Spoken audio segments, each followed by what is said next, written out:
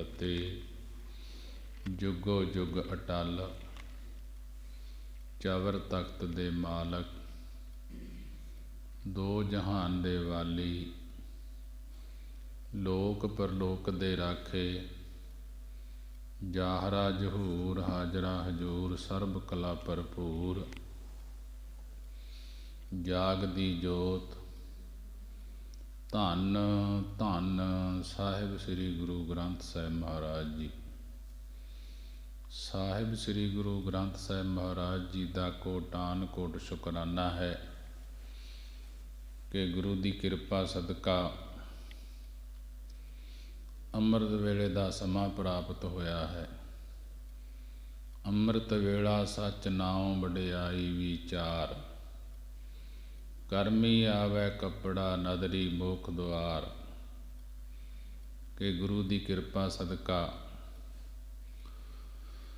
ਅੰਮ੍ਰਿਤ ਵੇਲੇ ਦਾ ਸੁਭਾਗ ਸਮਾਂ ਪ੍ਰਾਪਤ ਹੋਇਆ ਹੈ। ਆਓ ਅੰਮ੍ਰਿਤ ਵੇਲੇ ਦੀ ਸੰਭਾਲ ਕਰਦੇ ਹੋਏ ਧੰਨ ਧੰਨ ਸਾਹਿਬ ਸ੍ਰੀ ਗੁਰੂ ਗ੍ਰੰਥ ਸਾਹਿਬ ਮਹਾਰਾਜ ਜੀ ਦੇ ਦਰਸ਼ਨ ਦੀਦਾਰੇ ਕਰਦੇ ਹੋਏ, ਗੁਰੂ ਦਰਬਾਰ ਦੇ ਅੰਦਰ ਹਾਜ਼ਰੀਆਂ ਭਰਦੇ ਹੋਏ, ਸਾਹਿਬ ਸ੍ਰੀ ਗੁਰੂ ਗ੍ਰੰਥ ਸਾਹਿਬ ਮਹਾਰਾਜ ਜੀ ਦੀ ਪਵਿੱਤਰ ਬਾਣੀ ਗੌੜੀ ਰਾਗ ਦੇ ਅੰਦਰ ਮਹੱਲਾ ਪਹਿਲਾ, ਪਹਿਲੇ ਪਾਤਸ਼ਾਹ ਗੁਰੂ ਨਾਨਕ ਦੇਵ ਮਹਾਰਾਜ ਜੀ ਦੀ ਬਾਣੀ ਹੈ। 156 ਅੰਗ ਤੇ ਗੁਰੂ ਗ੍ਰੰਥ ਸਾਹਿਬ ਮਹਾਰਾਜ ਜੀ ਦੀ ਪਵਿੱਤਰ ਬਾਣੀ ਸਰੂਪ ਗੁਰੂ ਗ੍ਰੰਥ ਸਾਹਿਬ ਜੀ ਤੇ ਦਰਜ ਹੈ। ਆਓ ਬਾਣੀ ਦੀ ਵਿਚਾਰ ਸ਼ਰਾਵਣ ਕਰਦੇ ਹੋਏ ਸਾਹਿਬ ਸ੍ਰੀ ਗੁਰੂ ਗ੍ਰੰਥ ਸਾਹਿਬ ਮਹਾਰਾਜ ਜੀ ਨੂੰ ਸੀਸ ਝੁਕਾਉਂਦੇ ਹੋਏ, ਡੰਡੌਤ ਬੰਦਨਾ ਕਰਦੇ ਹੋਏ, ਅਰਦਾਸਾਂ ਬੇਨਤੀਆਂ ਕਰਦੇ ਹੋਏ ਗੁਰੂ ਗੋਬਿੰਦ ਸਿੰਘ ਮਹਾਰਾਜ ਜੀ ਦੀ ਬਖਸ਼ੀ ਹੋਈ ਫਤਿਹ ਬੁਲੰਦ ਕਰੀਏ ਜੀ। ਵਾਹਿਗੁਰੂ ਜੀ ਕਾ ਖਾਲਸਾ, ਵਾਹਿਗੁਰੂ ਜੀ ਕੀ ਫਤਿਹ। ਸਾਹਿਬ ਸ੍ਰੀ ਗੁਰੂ ਗ੍ਰੰਥ ਸਾਹਿਬ ਮਹਾਰਾਜ ਜੀ ਦੀ ਪਵਿੱਤਰ ਬਾਣੀ, ਬਾਣੀ ਦੀ ਵਿਚਾਰ ਕਾਫੀ ਸਮੇਂ ਤੋਂ ਪ੍ਰਾਰੰਭ ਹੈ। ਹਰ ਰੋਜ਼ ਅੰਮ੍ਰਿਤ ਵੇਲੇ ਗੁਰਬਾਣੀ ਦੀ ਵਿਚਾਰ ਹੁੰਦੀ ਹੈ।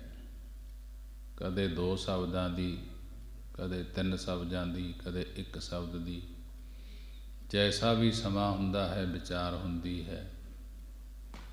ਸੰਗਤਾਂ ਲਾਹਾ ਪ੍ਰਾਪਤ ਕਰਦੀਆਂ ਹਨ ਕਿ ਬਾਣੀ ਗੁਰੂ ਗੁਰੂ ਹੈ ਬਾਣੀ ਵਿੱਚ ਬਾਣੀ, ਅੰਮ੍ਰਿਤ ਸਾਰੇ ਗੁਰਬਾਣੀ ਕਹੈ ਸੇਵਕ ਜਨ ਮਾਨੈ, ਪ੍ਰਤੱਖ ਗੁਰੂ ਨਿਸਤਾਰੇ।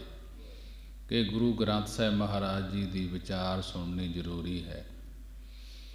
ਜੋ ਗੁਰਬਾਣੀ ਹੈ ਇਹ ਮਨੁੱਖ ਨੂੰ ਜੀਵਨ ਜਿਉਣ ਦੀ ਜਾਚ ਦੱਸਦੀ ਹੈ ਕਿ ਆਪਣੇ ਧਰਮ ਦੇ ਵਿੱਚ ਰਹਿ ਕੇ ਕਿਵੇਂ ਜੀਵਨ ਜਿਉਣਾ ਹੈ। ਮਹਾਰਾਜ ਜੀ ਗੁਰੂ ਨਾਨਕ ਦੇਵ ਜੀ ਨੇ ਸੰਗਤਾਂ ਨੂੰ ਬਾਣੀ ਦੁਆਰਾ ਤਾਰਨਾ ਕੀਤਾ ਹੈ। ਗੌੜੀ ਚੇਤੀ ਮਹੱਲਾ ਪਹਿਲਾ ਗੌੜੀ ਰਾਗ ਦੇ ਅੰਦਰ ਪਹਿਲੇ ਪਾਤਸ਼ਾਹ ਧੰਨ ਗੁਰੂ ਨਾਨਕ ਦੇਵ ਮਹਾਰਾਜ ਜੀ ਦਾ ਸ਼ਬਦ ਹੈ। ਸ੍ਰੀ ਕਰਤਾਰਪੁਰ ਸਾਹਿਬ ਜੋ ਪਾਕਿਸਤਾਨ ਦੇ ਵਿੱਚ ਹੈ, ਸ੍ਰੀ ਗੁਰੂ ਨਾਨਕ ਦੇਵ ਮਹਾਰਾਜ ਜੀ ਦੇ ਚਰਨਾਂ ਵਿੱਚ ਇੱਕ ਦਾਸਾ ਭੱਟ ਨਾਮੀ ਸਿੱਖ ਰਹਿੰਦਾ ਸੀ। ਸ੍ਰੀ ਕਰਤਾਰਪੁਰ ਸਾਹਿਬ ਵਿਖੇ ਸ੍ਰੀ ਗੁਰੂ ਨਾਨਕ ਦੇਵ ਮਹਾਰਾਜ ਜੀ ਦੇ ਚਰਨਾਂ ਵਿੱਚ ਇੱਕ ਦਾਸਾ ਭੱਟ ਨਾਮੇ ਸਿੱਖ ਰਹਿੰਦਾ ਸੀ। ਇੱਕ ਦਿਨ ਸ੍ਰੀ ਗੁਰੂ ਨਾਨਕ ਦੇਵ ਮਹਾਰਾਜ ਜੀ ਬਣ ਦੇ ਹੇਠਾਂ ਬੈਠੇ ਹੱਸ ਰਹੇ ਪਏ। ਗੁਰੂ ਨਾਨਕ ਦੇਵ ਮਹਾਰਾਜ ਜੀ ਬਣ ਦੇ ਹੇਠਾਂ ਬੈਠੇ ਹੱਸ ਪਏ। ਕੋਲ ਬੈਠੇ ਦਾਸੇ ਭੱਟ ਨੇ ਗੁਰੂ ਜੀ ਨੂੰ ਹੱਸਣ ਦਾ ਕਾਰਨ ਪੁੱਛਿਆ, ਮਹਾਰਾਜ ਜੀ ਕਿਉਂ ਹੱਸੀ ਜਾਂਦੇ ਹੋ? ਗੁਰੂ ਨਾਨਕ ਦੇਵ ਮਹਾਰਾਜ ਜੀ ਕਹਿਣ ਲੱਗੇ, ਦਾਸਿਆ ਚਿੜੀ ਕੀ ਬੋਲਦੀ ਹੈ? ਦਾਸੇ ਭੱਟ ਨੂੰ ਗੁਰੂ ਨਾਨਕ ਦੇਵ ਮਹਾਰਾਜ ਜੀ ਕਹਿਣ ਲੱਗੇ, ਦਾਸਿਆ ਚਿੜੀ ਕੀ ਬੋਲਦੀ ਹੈ? ਦਾਸੇ ਭੱਟ ਨੇ ਕਿਹਾ ਕਿ ਮਹਾਰਾਜ ਜੀ ਮੈਨੂੰ ਤਾਂ ਪਤਾ ਨਹੀਂ ਕੀ ਬੋਲਦੀ ਹੈ। ਤਾਂ ਜਾਨਵਰਾਂ ਦੇ ਬੋਲਣ ਦਾ ਗਿਆਨ ਤਾਂ ਆਪ ਜੀ ਨੂੰ ਹੀ ਹੈ। ਦਾਸਾ ਕਹਿਣ ਲੱਗਿਆ ਗੁਰੂ ਨਾਨਕ ਦੇਵ ਮਹਾਰਾਜ ਜੀ ਨੂੰ ਕਿ ਮਹਾਰਾਜ ਜਾਨਵਰਾਂ ਦੇ ਬੋਲਣ ਦਾ ਤਾਂ ਗਿਆਨ ਹੈ ਜਿਹੜਾ ਸਾਨੂੰ ਨਹੀਂ, ਇਹ ਸੋਨੂੰ ਹੀ ਹੈ। ਤੁਸੀਂ ਜਾਣਦੇ ਹੋ ਚਿੜੀ ਕੀ ਬੋਲਦੀ ਹੈ। ਗੁਰੂ ਨਾਨਕ ਦੇਵ ਮਹਾਰਾਜ ਜੀ ਕਹਿਣ ਲੱਗੇ ਕਿ ਇਹ ਕਹਿੰਦੀ ਹੈ ਕਿ ਦਾਸਿਆ ਤੇਰੀ ਮਾਂ ਮਰ ਗਈ ਹੈ। ਇਹ ਸੁਣ ਕੇ ਦਾਸਾ ਰੋਣ ਲੱਗ ਪਿਆ, ਕਹਿਣ ਲੱਗਿਆ ਕਿ ਮਹਾਰਾਜ ਜੀ ਮੇਰੀ ਮਾਂ ਤਾਂ ਮੈਨੂੰ ਬਹੁਤ ਪਿਆਰੀ ਸੀ, ਉਹ ਕਿਉਂ ਮਰ ਗਈ। ਜੇਕਰ ਦਾਸਾ ਕਹਿਣ ਲੱਗਿਆ ਜੇਕਰ ਉਹ ਮਰ ਗਈ ਹੈ ਤਾਂ ਕਿਰਪਾ ਕਰਕੇ ਉਸ ਦੀ ਰੂਹ ਨੂੰ ਬੁਲਾ ਕੇ ਮੈਨੂੰ ਦਰਸ਼ਨ ਕਰਾਓ। ਗੁਰੂ ਨਾਨਕ ਦੇਵ ਮਹਾਰਾਜ ਜੀ ਨੇ ਦਾਸੇ ਭੱਟ ਦੀ ਮਾਂ ਦੀ ਰੂਹ ਨੂੰ ਬੁਲਾ ਕੇ ਉਸ ਨੂੰ ਦਰਸ਼ਨ ਕਰਵਾਏ। ਜਿਸ ਸਮੇਂ ਉਸ ਦੀ ਮਾਤਾ ਸਾਹਮਣੇ ਆ ਗਈ ਤਾਂ ਦਾਸਾ ਮੋਹ ਵਸ ਹੋ ਕੇ ਚਿੰਬੜ ਲੱਗਿਆ, ਉਸ ਦੀ ਰੂਹ ਹੱਥ ਵਿੱਚ ਨਾ ਆਵੇ। ਜਦੋਂ ਹੱਥ ਵਿੱਚ ਨਾ ਆਈ ਤਾਂ ਕਹਿਣ ਲੱਗਿਆ ਕਿ ਮਹਾਰਾਜ ਜੀ ਮੇਰੀ ਮਾਂ ਦਿਸਦੀ ਤਾਂ ਜਾਂਦੀ ਹੈ, ਦਿਸੀ ਤਾਂ ਜਾਂਦੀ ਹੈ, ਪਰ ਹੱਥ ਵਿੱਚ ਕਿਉਂ ਨਹੀਂ ਆਉਂਦੀ।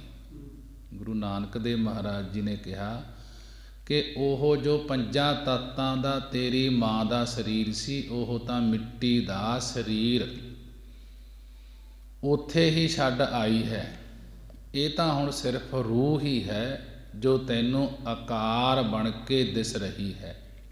ਤਾਂ ਦਾਸੇ ਭੱਟ ਨੇ ਮਹਾਰਾਜ ਜੀ ਨੂੰ ਕਿਹਾ ਕਿ ਮੇਰਾ ਮੋਹ ਨਹੀਂ ਟੁੱਟ ਰਿਹਾ, ਮੇਰੀ ਮਾਂ ਦੇ ਨਾਲੋਂ ਮੋਹ ਨਹੀਂ ਟੁੱਟ ਰਿਹਾ, ਕਿਰਪਾ ਕਰਕੇ ਮੇਰੇ ਅੰਦਰੋਂ ਮੋਹ ਦੀ ਨਿਵਰਤੀ ਕਰੋ ਕਿ ਮੇਰਾ ਮੋਹ ਘਟ ਜਾਵੇ, ਮੋਹ ਦੂਰ ਹੋ ਜਾਵੇ।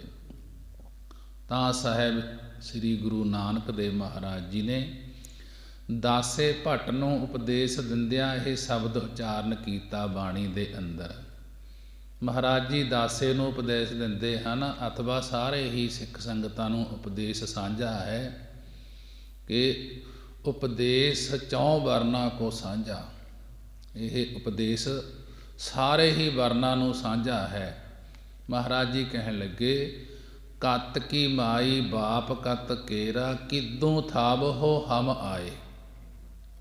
ਕਹਿਣ ਲੱਗੇ ਹੇ ਦਾਸਿਆ ਤੂੰ ਚੇਤੇ ਕਰ ਕਿ ਕਤ ਕਦੋਂ ਦੀ ਤੇਰੀ ਇਹ ਮਾਈ ਮਾਂ ਹੈ, ਕਤ ਕਦੋਂ ਦਾ ਤੇਰਾ ਬਾਪ ਪਿਤਾ ਹੈ।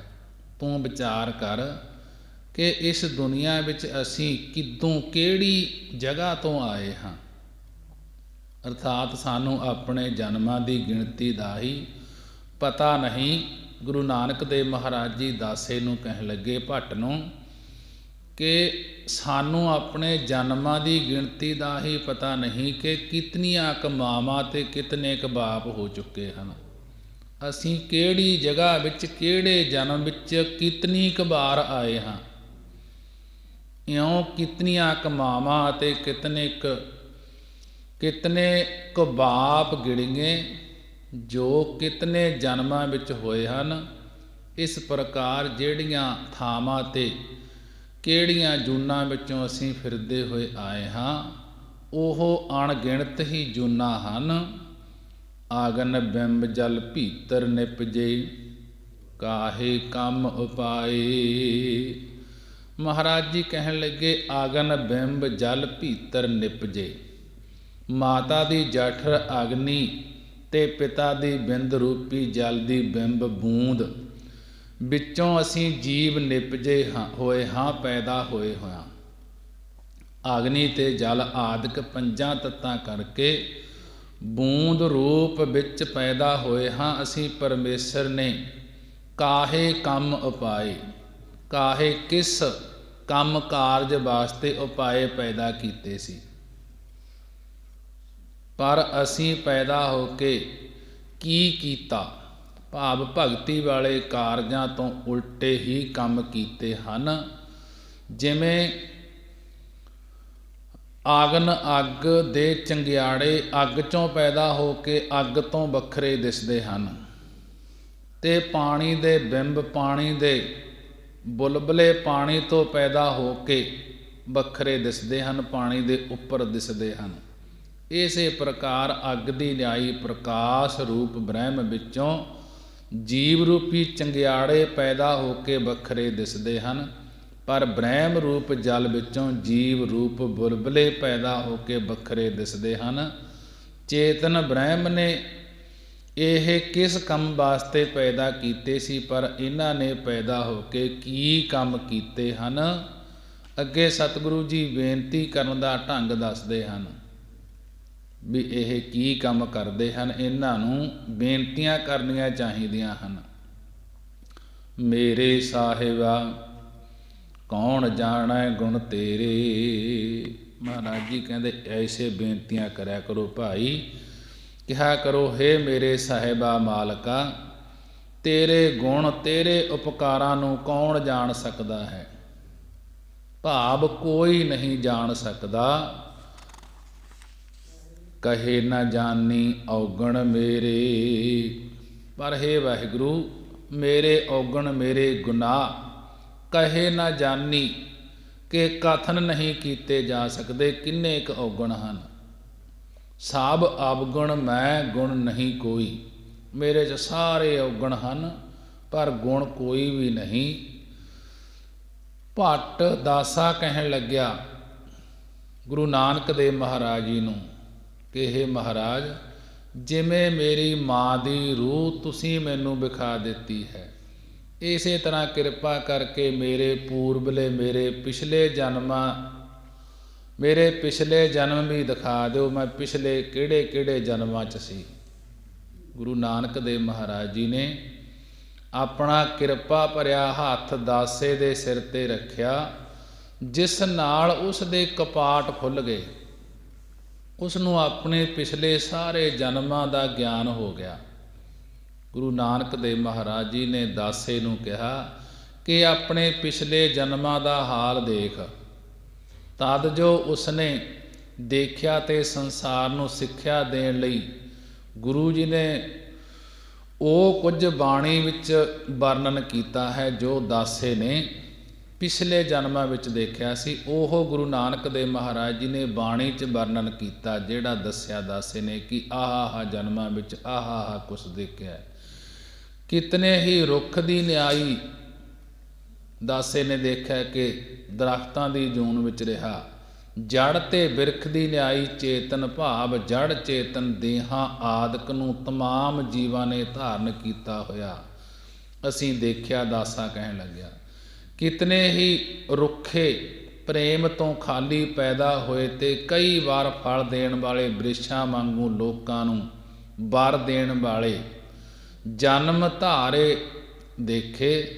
ਕਿਤਨੇ ਹੀ ਜਨਮ ਪਸ਼ੂਆਂ ਦੀ ਜੂਨ ਵਿੱਚ ਉਪਾਏ ਪੈਦਾ ਕੀਤੇ ਹੋਏ ਦੇਖੇ ਕਿ 20 ਲੱਖ ਅਸਥਾਵਰ ਜਾਨੋ, 20 ਲੱਖ ਅਸਥਾਵਰ ਜਾਨੋ, 9 ਲੱਖ ਜਲ ਥਲ ਸਭ ਮਾਨੋ, 11 ਲੱਖ ਕੁਰਮ ਕਵੀ ਗਾਏ, ਪੰਖੀ ਗਾਣ 10 ਲੱਖ ਬਿਤਾਏ, 30 ਲੱਖ ਪਸ਼ੂ ਜਾਨੋ ਭਾਈ, 4 ਲੱਖ ਬਾਨਰ ਦੁਖਦਾਈ, ਜਬ 84 ਜੂਨ ਕਟ ਆਵੈ, ਤਾਂ ਮਾਨਸ ਕਹਿ ਤਨ ਕੋ ਪਾਵੈ। ਇਤਨੀਆਂ ਜੂਨਾਂ ਭੋਗ ਕੇ ਆਉਂਦਾ ਹੈ ਜੀਵ। ਗਿਣਤੀ ਕਰਤੀ ਮਹਾਰਾਜ ਜੀ ਨੇ, 20 ਲੱਖ ਅਸਥਾਵਰ ਜਾਨੋ, 9 ਲੱਖ ਜਲ ਥਲ ਸਭ ਮਾਨੋ, 9 ਲੱਖ ਜੂਨ ਪਾਣੀ ਦੇ ਵਿੱਚ ਮਾਨੋ, 11 ਲੱਖ ਕੁਰਮ ਕਵੀ ਗਾਏ, ਪੰਖੀ ਗਾਣ 10 ਲੱਖ ਬਿਤਾਏ, 30 ਲੱਖ ਪਸ਼ੂ ਜਾਨੋ ਭਾਈ, 4 ਲੱਖ ਬਾਨਰ ਦੁਖਦਾਈ, ਜਬ 84 ਜੂਨ ਕਣ ਆਵੈ, ਤਾਂ ਮਾਨਸ ਕੇ ਤਨ ਕੋ ਪਾਵੈ। 84 ਲੱਖ ਜੂਨ ਤੋਂ ਬਾਅਦ ਮਾਨਸ ਦੇਹੀ ਮਿਲਦੀ ਹੈ। ਤਾਂ ਸਤਿਗੁਰੂ ਜੀ ਕਹਿਣ ਲੱਗੇ, ਕੇਤੇ ਰੁੱਖ ਬਿਰਖ ਹਮ ਚੀਨੇ, ਕੇਤੇ ਪਸ਼ੂ ਉਪਾਏ। ਮਹਾਰਾਜ ਜੀ ਕਹਿਣ ਲੱਗੇ, ਹੇ ਭਾਈ, ਅਨੇਕਾਂ ਗੁਨਾਹਾਂ ਦੇ ਕਾਰਨ ਮਨੁੱਖਾ ਜਨਮ ਤੋਂ ਪਹਿਲਾਂ ਹਾਮ ਚੀਨੇ ਹਮ ਤਮਾਮ ਜੀਵਾਂ ਨੇ ਕਿਤਨੇ ਹੀ ਜੰਗਲਾਂ ਵਿੱਚ ਖੁਸ਼ਕ ਰੁੱਖ ਖੁਸ਼ਕ ਬੂਟੇ ਤੇ ਬਾਗਾਂ ਦੇ ਫਲਦਾਰ ਬਿਰਖ ਬ੍ਰਿਛਾਂ ਵਿੱਚ ਜਨਮ ਹੋਇਆ। ਅਸੀਂ ਗਿਆਨ ਦ੍ਰਿਸ਼ਟੀ ਨਾਲ ਦੇਖਿਆ ਹੈ। ਕੀਤੇ ਨਾਗ ਕੁਲੀ ਮੈਂ ਆਏ, ਕੀਤੇ ਪੰਖ ਉਡਾਏ। ਮਹਾਰਾਜ ਜੀ ਸਮਝਾ ਰਹੇ ਹਨ ਕਿ ਕਿਤਨੇ ਹੀ ਨਾਗ ਸੱਪਾਂ ਦੀਆਂ ਕੋਲਾਂ ਵਿੱਚ ਜਨਮ ਧਾਰ ਕੇ ਆਏ। ਕੋਈ ਨਾਗਾਂ ਦੀਆਂ 8 ਕੁਲਾਂ ਗਿਣਦੇ ਹਨ ਤੇ ਕੋਈ 9 ਕੁਲਾਂ ਗਿਣਦੇ ਹਨ ਨਾਗਾਂ ਦੀਆਂ। ਕਿਤਨੇ ਹੀ ਨਾਗ ਫਣਾ ਵਾਲੇ ਹੁੰਦੇ ਹਨ, ਕਿਤਨੇ ਹੀ ਪਤਲੀ ਸਰੀਰ ਵਾਲੇ ਹੁੰਦੇ ਹਨ, ਕਿਤਨੇ ਹੀ ਨਾਗ ਬਾਸਕ ਨਾਗ, ਸ਼ੇਸ਼ ਨਾਗ ਅਤੇ ਤਸਕ ਨਾਗ ਆਦਿਕ ਦੀਆਂ ਕੁਲਾਂ ਹਨ। ਕੀਤੇ ਪੰਖ ਉਡਾਏ, ਕਿਤਨੇ ਹੀ ਜਨਮ ਪੰਖ ਖੰਭਾਂ ਵਾਲੇ ਪੰਛੀ ਬਣਾ ਕੇ ਉਡਾਏ ਜਾ ਰਹੇ ਹਨ। ਖੰਭਾਂ ਨਾਲ ਉੱਡਣ ਵਾਲੇ ਆਕਾਸ਼ਚਾਰੀ ਪੰਛੀਆਂ ਦੀਆਂ ਜੂਨਾਂ ਨੂੰ ਧਾਰਨ ਕੀਤਾ ਹੈ। ਹੱਟ ਪਟਣ ਬਿਜ ਮੰਦਰ ਭੰਨੈ, ਕਰ ਚੋਰੀ ਘਰ ਆਵੈ। ਹਾਟ ਪਾਟਣ ਬਿਜ ਮੰਦਰ ਭੰਨੈ, ਕਈ ਵਾਰ ਜੀਵ 84 ਲੱਖ ਜੂਨ ਭੋਗ ਕੇ ਮਨੁੱਖ ਬਣ ਗਏ। ਮਨੁੱਖ ਬਣ ਕੇ ਵੀ ਚੰਗੇ ਕੰਮ ਨਾ ਕੀਤੇ। ਹੱਟ ਪਾਟਣ ਬਿਜ ਮੰਦਰ ਭੰਨੇ, ਸ਼ਹਿਰਾਂ ਦੀਆਂ ਹੱਟ ਦੁਕਾਨਾਂ ਤੇ ਬਿਜ ਪੱਕੇ ਚੂਨੇਦਾਰ ਮਕਾਨਾਂ ਭਾਵ ਸਾਹੂਕਾਰਾਂ ਦੇ ਘਰਾਂ ਨੂੰ ਭੰਨ ਭਾਵ ਸੰਨ ਲਾ ਕੇ ਉਹਨਾਂ ਵਿੱਚੋਂ ਧਨ ਆਦਿਕ ਚੋਰੀ ਕਰਕੇ ਘਰ ਆਵੈ, ਆਪਣੇ ਘਰ ਨੂੰ ਆਉਂਦੇ ਹਨ। ਹੱਟ ਪੱਟਣ ਬਿਜ ਮੰਦਰ ਭੰਨੈ, ਕਰ ਚੋਰੀ ਘਰ ਆਵੈ, ਕਿ ਕਈ ਵਾਰ ਜੀਵ 84 ਲੱਖ ਜੂਨ ਭੋਗ ਕੇ ਮਨੁੱਖ ਬਣ ਗਏ। ਮਨੁੱਖ ਬਣ ਕੇ ਵੀ ਚੰਗੇ ਕੰਮ ਨਹੀਂ ਕੀਤੇ। ਸ਼ਹਿਰਾਂ ਦੀਆਂ ਦੁਕਾਨਾਂ ਪੱਕੇ ਚੂਨੇਦਾਰ ਮਕਾਨਾਂ ਭਾਵ ਸ਼ਾਹੂਕਾਰਾਂ ਦੇ ਘਰਾਂ ਨੂੰ ਭੰਨੈ, ਭੰਨ ਭਾਵ ਸੰਨ ਲਾ ਕੇ ਪਾੜ ਲਾ ਕੇ ਉਹਨਾਂ ਵਿੱਚੋਂ ਧਨ ਆਦਿਕ ਚੋਰੀ ਕਰਕੇ ਆਪਣੇ ਘਰ ਨੂੰ ਆਉਂਦੇ ਹਨ ਚੋਰੀ ਕਰਕੇ। ਪਰ ਚੋਰੀ ਦਾ ਫਲ ਕੀ ਹੈ? ਮਹਾਰਾਜ ਜੀ ਕਹਿਣ ਲੱਗੇ, ਅੱਗੋਂ ਦੇਖੈ ਪਿੱਛੋਂ ਦੇਖੈ, ਤੁਝ ਤੇ ਕਹਾਂ ਛਪਾਵੈ। ਅੱਗੋਂ ਅੱਗੇ ਵੇਖਦੇ ਹਨ ਕਿ ਕੋਈ ਘਰ ਵਾਲਾ ਤਾਂ ਨਹੀਂ ਆਉਂਦਾ, ਚੋਰੀ ਕਰਨ ਲੱਗੇ। ਅੱਗੋਂ ਦੇਖੈ ਪਿੱਛੋਂ ਦੇਖੈ, ਤੁਝ ਤੇ ਕਹਾਂ ਛਪਾਵੈ, ਕਿ ਅੱਗੋਂ ਦੇਖਦੇ ਹਨ ਕਿ ਕੋਈ ਘਰ ਵਾਲਾ ਤਾਂ ਨਹੀਂ ਆਉਂਦਾ। ਜਿਸ ਨੂੰ ਲੁੱਟਣ ਲੱਗੇ ਤਾਂ ਪਿੱਛੋਂ ਦੇਖੈ, ਕਿ ਪਿੱਛੋਂ ਦੇਖਦੇ ਹਨ ਕਿ ਪੁਲਿਸ ਵਗੈਰਾ ਤਾਂ ਨਹੀਂ ਆਉਂਦੀ।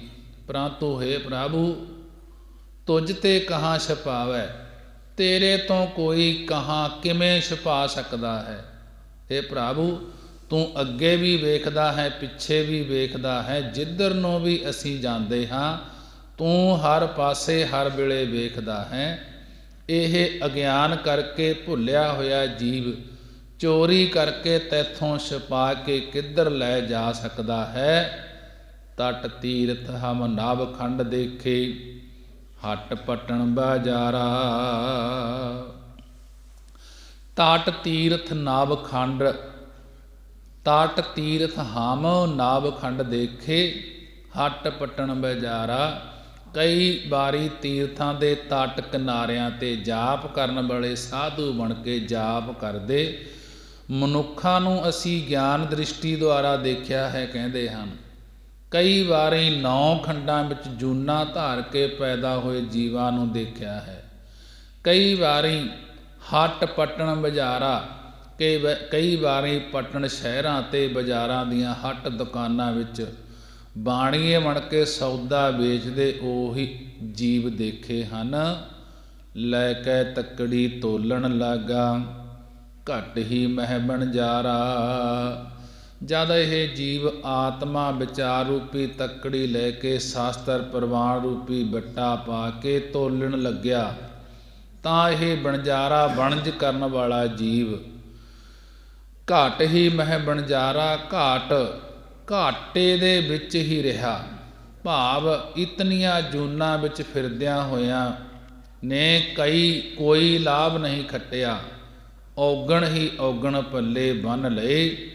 ਜਿਸ ਵੇਲੇ ਜੀਵ ਬੁੱਧੀ ਰੂਪੀ ਤੱਕੜੀ ਤੇ ਵਿਚਾਰ ਰੂਪੀ ਬੱਟਾ ਲੈ ਕੇ ਪਰਮੇਸ਼ਰ ਦਾ ਵਿਚਾਰ ਕਰਨ ਲੱਗਿਆ, ਤਾਂ ਇਸ ਅੰਤਰੀਵ ਬਣਜਾਰਾ ਵਣਜ ਕਰਨ ਵਾਲੇ ਜੀਵ ਨੇ ਹਿਰਦੇ ਦੇ ਵਿੱਚ ਹੀ ਪਰਮਾਤਮਾ ਨੂੰ ਨਿਸ਼ਚੇ ਕਰ ਲਿਆ। ਅੱਗੇ ਬੇਨਤੀ ਕਰਨ ਦਾ ਢੰਗ ਦੱਸਦੇ ਹਨ ਗੁਰੂ ਨਾਨਕ ਦੇਵ ਪਾਤਸ਼ਾਹ ਜੀ। ਜੇਤਾ ਸਮੁੰਦ ਸਾਗਰ ਨੀਰ ਭਰਿਆ, ਤੇਤੇ ਔਗਣ ਹਮਾਰੇ। ਦਇਆ ਕਰਹੁ ਕਿਸ ਮਿਹਰ ਉਪਾਵਹੁ, ਡੁੱਬਦੇ ਪੱਥਰ ਤਾਰੇ। ਮਹਾਰਾਜ ਜੀ ਬੜੇ ਹੀ ਵਿਸਥਾਰ ਦੇ ਨਾਲ ਸਮਝਾਉਣਾ ਕਰਦੇ ਹਨ। ਜੇਤਾ ਸਮੁੰਦ ਸਾਗਰ ਨੀਰ ਭਰਿਆ, ਤੇਤੇ ਔਗਣ ਹਮਾਰੇ। ਦਇਆ ਕਰਹੁ ਕਿਸ ਮਿਹਰ ਉਪਾਵੋ, ਡੁੱਬਦੇ ਪੱਥਰ ਤਾਰੇ। ਹੇ ਪਰਮੇਸ਼ਰ, ਜੇਤਾ ਜਿਤਨਾ ਲੱਖ ਯੋਜਨ ਦੇ ਵਿਸਥਾਰ ਵਾਲਾ ਸਮੁੰਦਰ ਤੇ 100 ਯੋਜਨ ਦੇ ਵਿਸਥਾਰ ਵਾਲਾ ਸਾਗਰ ਨੀਰ ਭਰਿਆ, ਪਾਣੀ ਨਾਲ ਭਰਿਆ ਹੋਇਆ ਹੈ। ਤੇਤੇ ਔਗਣ ਹਮਾਰੇ, ਤੇਤੇ ਉਤਨੇ ਹੀ ਹਮਾਰੇ ਸਾਡੇ ਗੁਨਾਹ ਹਨ। ਜੇਤਾ ਸਮੁੰਦ ਸਾਗਰ ਨੀਰ ਭਰਿਆ, ਤੇਤੇ ਔਗਣ ਹਮਾਰੇ। ਕਿ ਜਿਤਨਾ ਸੰਸਾਰ ਰੂਪੀ ਸਮੁੰਦਰ ਵਿਸ਼ਿਆਂ ਰੂਪੀ ਪਾਣੀ ਦੀ ਗਰਲਤਾ ਦੇ ਸਹਿਤ ਭਰਿਆ ਹੋਇਆ ਹੈ, ਉਤਨੇ ਹੀ ਸਾਡੇ ਵਿੱਚ ਔਗਣ ਹਨ। ਦਇਆ ਕਰਹੁ ਕਿਸ ਮਿਹਰ ਉਪਾਵੋ, ਡੁੱਬਦੇ ਪੱਥਰ ਤਾਰੇ। ਹੇ ਪਰਮੇਸ਼ਰ, ਸਾਡੇ ਤੇ ਆਪਣੀ ਦਇਆ ਕਿਰਪਾ ਦ੍ਰਿਸ਼ਟੀ ਕਰੋ ਤੇ ਕੁਝ ਮਿਹਰਬਾਨੀ ਕਰੋ, ਕਿਉਂਕਿ ਤੁਸੀਂ ਤਾਂ ਪੱਥਰਾਂ ਵੱਤ ਕਠੋਰ ਪਾਪਾਂ ਦੇ ਭਾਰ ਵਾਲੇ ਜੀਵ ਵੀ ਤਾਰਨਾ ਕੀਤੇ ਹਨ। ਆਪਣੇ ਨਾਮ ਕਰਕੇ ਲੰਕਾ ਵਿੱਚ ਪੁਲ ਬੰਨਣ ਸਮੇਂ ਪ੍ਰਤੱਖ ਪੱਥਰਾਂ ਨੂੰ ਵੀ ਤਾਰਿਆ ਸੀ, ਜੈਸਾ ਕਿ ਆਪ ਪਿਛਲਿਆਂ ਭਗਤਾਂ ਤੇ ਦਇਆ ਕਰਦੇ ਆਏ ਹੋ। ਹੇ ਪਰਮੇਸ਼ਰ, ਜਿਵੇਂ ਆਪ ਪਿਛਲਿਆਂ ਭਗਤਾਂ ਤੇ ਦਇਆ ਕਰਦੇ ਆਏ ਹੋ ਅਤੇ ਜਿਸ ਪ੍ਰਕਾਰ ਹੁਣ ਭਗਤਾਂ ਤੇ ਮਿਹਰਬਾਨੀ ਕਰਦੇ ਹੋ ਅਤੇ ਡੁੱਬਦੇ ਪੱਥਰਾਂ ਨੂੰ ਤਾਰਨ ਵਾਲੇ ਹੋ, ਜਿਵੇਂ ਰਾਮਚੰਦਰ ਜੀ ਨੇ ਨਾਲ ਤੇ ਨੀਲ ਨੂੰ ਕਾਰੀਗਰ ਬਣਾ ਕੇ ਲੋਕਾਂ ਨੂੰ ਜਾਣ ਵਾਸਤੇ ਪੁਲ ਬੰਨ੍ਹਿਆ ਸੀ। ਨਲ ਤੇ ਨੀਲ ਨੂੰ ਰਿਖੀਆਂ ਨੇ ਸਰਾਪ ਦਿੱਤਾ ਸੀ ਕਿ ਤੁਹਾਡੇ ਹੱਥੋਂ ਪਾਣੀ ਵਿੱਚ ਡਿੱਗੀ ਹੋਈ ਵਸਤੂ ਡੁੱਬਿਆ ਨਹੀਂ ਕਰੇਗੀ। ਨਲ ਤੇ ਨੀਲ ਪੁਲ ਬਣਾਉਣ ਵਾਸਤੇ ਸਮੁੰਦਰ ਵਿੱਚ ਪੱਥਰ ਤਾਂ ਰੱਖੀ ਜਾਣ, ਪਰ ਪੱਥਰ ਆਪਸ ਵਿੱਚ ਜੁੜਦੇ ਨਹੀਂ ਸਨ, ਕੱਲੇ ਕੱਲੇ ਪੱਥਰ ਧਰਦੇ ਸੀ। ਜਦ ਰਾਮਚੰਦਰ ਜੀ ਨੇ ਇੱਕ ਪੱਥਰ ਤੇ ਰਾਰੇ ਨੂੰ ਕੰਨਾ ਤੇ ਦੂਜੇ ਤੇ ਮੰਮਾ ਲਿਖ ਕੇ ਉਹਨਾਂ ਕੋਲੋਂ ਪੱਥਰ ਸਮੁੰਦਰ ਵਿੱਚ ਸੁਟਾਏ ਤਾਂ ਪੱਥਰ ਜੁੜ ਗਏ। ਇਸ ਪ੍ਰਕਾਰ ਪੁਲ ਬਣ ਗਿਆ। ਤੁਲਸੀਦਾਸ ਜੀ ਵੀ ਕਹਿੰਦੇ ਹਨ, ਕਹੋ ਕਹਾਂ ਲਗ ਨਾਮ ਵਡਾਈ, ਰਾਮ ਨ ਸਕੈ ਨਾਮ ਗੁਣ ਗਾਈ। ਕਿ ਕਹਿੰਦੇ ਨਾਮ ਦੀ ਵਡਿਆਈ ਕਿੰਨੀ ਕੁ ਦੱਸਾਂ। ਜੋ ਰਾਮਚੰਦਰ ਜੀ ਅਵਤਾਰ ਸਨ, ਉਹ ਵੀ ਉਸ ਵੇਲੇ ਪਰਮੇਸ਼ਰ ਦੇ ਪੂਰਨ ਰੂਪ ਵਿੱਚ ਗੁਣ ਨਹੀਂ ਗਾ ਸਕੇ। ਇਉਂ ਪਰਮੇਸ਼ਰ ਦਾ ਏਡਾ ਉੱਚਾ ਨਾਮ ਹੈ। ਹੇ ਮਹਾਰਾਜ, ਡੁੱਬਦੇ ਪੱਥਰਾਂ ਨਾਲੋਂ ਭਾਰੇ ਪਾਪੀ ਤੁਸੀਂ ਤਾਰ ਦਿੱਤੇ ਹਨ। ਜੀੜਾ ਅਗਨ ਬਰਾਬਰ ਤਪੈ, ਭੀਤਰ ਬੱਗੈ ਕਾਤੀ। ਹੇ ਪਰਮੇਸ਼ਰ, ਇਹ ਜੀੜਾ ਜੀਵ ਆਗਨ ਅੱਗ ਦੇ ਬਰਾਬਰ, ਅੱਗ ਦੇ ਸਮਾਨ ਕਾਮ ਕ੍ਰੋਧ ਆਦਿਕ ਵਿਸ਼ਿਆਂ ਵਿੱਚ ਤਪ ਰਿਹਾ ਹੈ ਅਤੇ ਭੀਤਰ ਬੱਗੈ ਕਾਤੀ, ਇਸ ਦੇ ਹਿਰਦੇ ਭੀਤਰ ਹੁੰਦਾ ਵਿੱਚ ਤ੍ਰਿਸ਼ਨਾ ਰੂਪੀ ਕਾਤੀ ਛੁਰੀ ਵਗ ਰਹੀ ਹੈ। ਜੀੜਾ ਅਗਨ ਬਰਾਬਰ ਤਪੈ ਭੀਤਰ ਵਗੈ ਕਾਤੀ। ਹੇ ਪਰਮੇਸ਼ਰ, ਇਹ ਜੀੜਾ ਜੀਵ ਅਗਨ ਅੱਗ ਦੇ ਸਮਾਨ ਕਾਮ ਕ੍ਰੋਧ ਆਦਿਕ ਵਿਸ਼ਿਆਂ ਵਿੱਚ ਤਪ ਰਿਹਾ ਹੈ ਅਤੇ ਇਸ ਦੇ ਹਿਰਦੇ ਭੀਤਰ ਹੁੰਦਾ ਵਿੱਚ ਤ੍ਰਿਸ਼ਨਾ ਰੂਪੀ ਕਾਤੀ, ਤ੍ਰਿਸ਼ਨਾ ਰੂਪੀ ਛੁਰੀ ਵਗ ਰਹੀ ਹੈ। ਪਰਣਵਤ ਨਾਨਕ ਹੁਕਮ ਪਛਾਣੈ ਸੁਖ ਹੋਵੈ ਦਿਨ ਰਾਤੀ। ਪਰਣਵਤ ਨਾਨਕ ਹੁਕਮ ਪਛਾਣੈ ਸੁਖ ਹੋਵੈ ਦਿਨ ਰਾਤੀ। ਸਤਿਗੁਰੂ ਜੀ ਪਰਣਵਤ ਬੇਨਤੀ ਪੂਰਵਕ ਕਥਨ ਕਰਦੇ ਹਨ ਕਿ ਹੇ ਪਰਮੇਸ਼ਰ, ਜਿਹੜਾ ਜੀਵ ਤੇਰਾ ਹੁਕਮ ਪਛਾਣ ਲੈਂਦਾ ਹੈ, ਤੇਰਾ ਹੁਕਮ ਮੰਨ ਲੈਂਦਾ ਹੈ, ਉਸ ਨੂੰ ਦਿਨ ਰਾਤ ਹੀ ਆਤਮਿਕ ਸੁਖ ਪ੍ਰਾਪਤ ਹੋ ਜਾਂਦਾ ਹੈ। ਪਰਣਵਤ ਨਾਨਕ ਹੁਕਮ ਪਛਾਣੈ ਸੁਖ ਹੋਵੈ ਦਿਨ ਰਾਤੀ। ਕਿ ਹੇ ਸਤਿਗੁਰੂ ਜੀ, ਜਿਹੜਾ ਜੀਵ ਤੇਰਾ ਹੁਕਮ ਪਛਾਣ ਲੈਂਦਾ ਹੈ, ਉਸ ਨੂੰ ਦਿਨ ਰਾਤ ਹੀ ਆਤਮਿਕ ਸੁਖ ਪ੍ਰਾਪਤ ਹੋ ਜਾਂਦਾ ਹੈ। ਗੌੜੀ ਬੈਰਾਗਣ ਮਹੱਲਾ ਪਹਿਲਾ। ਰੈਣ ਸਵਾਈ ਸੋਏ ਕੈ ਦਿਵਸ ਗਵਾਇਆ ਖਾਏ। ਹੀਰੇ ਜੈਸਾ ਜਨਮ ਹੈ ਕੌਡੀ ਬਦਲੇ ਜਾਏ। ਨਾਮ ਨਾ ਜਾਣਿਆ RAM ਕਾ ਮੂੜੇ ਫਿਰ ਪਾਛੈ ਪਛਤਾਹੇ ਰੇ। ਰਹਾਉ ਅਨਤਾ ਧਰ ਧਰਣੀ ਧਰੇ ਅੰਤ ਨਾ ਚਾਹਿਆ ਜਾਏ। ਅਨੰਤ ਕੋ ਚਾਹਨ ਜੋ ਗਏ ਸੇ ਆਏ ਅਨੰਤ ਗਵਾਏ। ਆਪਣ ਲੀਆ ਜੇ ਮਿਲੈ ਤਾਂ ਸਭ ਕੋ ਭਾਗਠ ਹੋਏ। ਕਰਮਾਂ ਉੱਪਰ ਨਿਬੜੈ ਜੇ ਲੋਚੈ ਸਭ ਕੋਏ। ਨਾਨਕ ਕਰਣਾ ਜਿਨ ਕੀਆ ਸੋਈ ਸਾਰ ਕਰੇ। ਹੁਕਮ ਨਾ ਜਾਪੀ ਖਸਮ ਕਾ ਕਿਸੈ ਵਡਾਈ ਦੇਹ।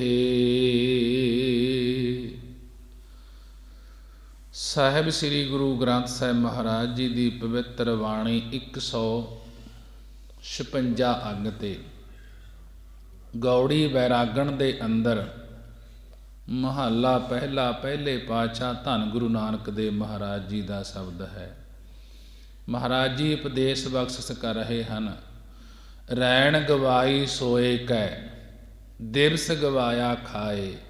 ਕਿ ਹੇ ਜੀਵ, ਤੂੰ ਸਾਰੀ ਰੈਣ ਸਾਰੀ ਰਾਤ ਸੋਏ ਸੌਂ ਕੇ ਗਵਾ ਦਿੱਤੀ ਹੈ। ਰੈਣ ਗਵਾਈ ਸੋਏ ਕੈ।